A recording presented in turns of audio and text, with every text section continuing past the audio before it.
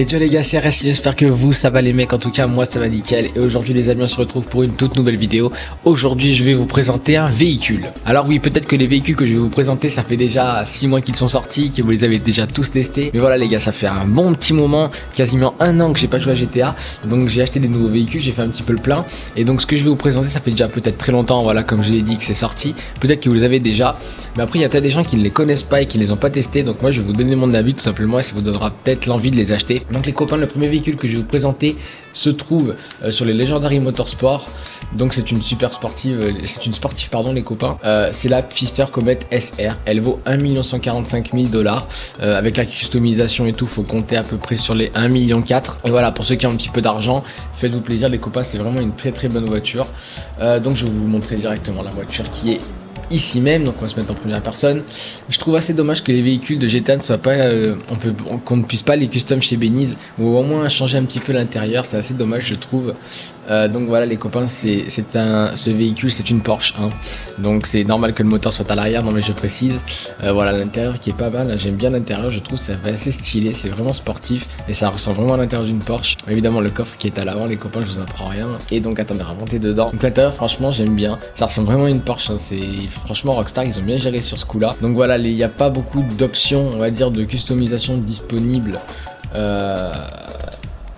pour le véhicule en fait quoi. Il y a les bas de caisse que vous pouvez changer de différentes couleurs, moi j'ai mis rouge, les échappements normal, après les trucs classiques les copains je vous apprends rien, l'aileron, les pare-chocs etc. Mais c'est un véhicule que je trouve quand même assez stylé, il a vraiment une bonne gueule, il est vraiment agressif, j'aime bien ce véhicule.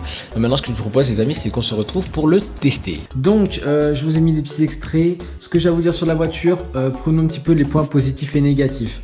Pour moi les points négatifs d'abord de la voiture c'est son prix, je trouve que c'est assez cher pour ce qu'elle est tout simplement.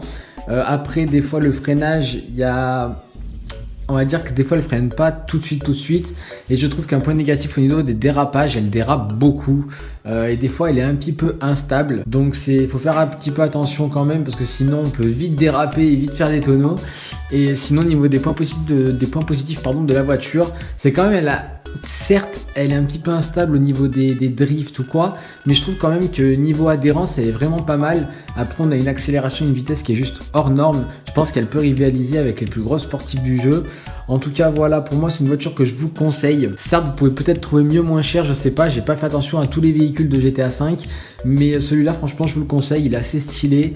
Et franchement, voilà, il est pas mal du tout pour le prix en fait. La voiture est vraiment pas mal quand même, hein. C'est pas non plus une voiture éclatée. Moi j'aime bien en tout cas la voiture les copains. Donc vous si vous l'avez, donnez-moi votre ressenti, sinon achetez-la et testez-la. En tout cas voilà les gars, n'hésitez pas à me suivre sur les réseaux sociaux aussi les gars, Twitter, Insta, tout est dans la description. En tout cas c'était votre gars RS Signo, on se retrouve demain pour une toute nouvelle vidéo. Ciao.